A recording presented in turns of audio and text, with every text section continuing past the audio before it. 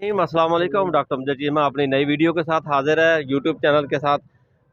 जैसा कि ये बुज़ुर्ग चाचा बल्ला के नाम से मशहूर हैं और पहले भी मेरे चैनल से इनकी नज़में नशर हो चुकी हैं मीनार पाकिस्तान से।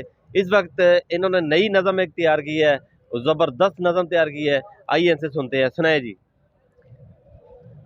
तू साडा लीडर है ओए असी तेरे दीवाने,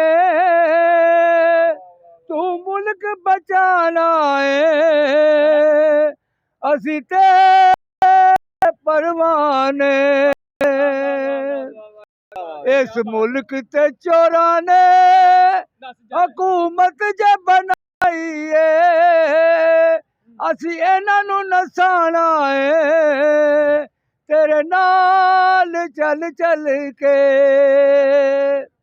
असी मुल्क बनाया सी ला इलाहा इल्लल्लाह, इस मुल्क ते चोरां ने बुरा हाल कीता ई। ओ इसलिए मैं कहना वा कि ओ पिछा मुड़ने आसी ओ तेरी लोड़ पै गई ओ कौम रोंदी सारी तेरे इंतजार ओ पिछा मुड़ने आसी तेरी लोड़ पै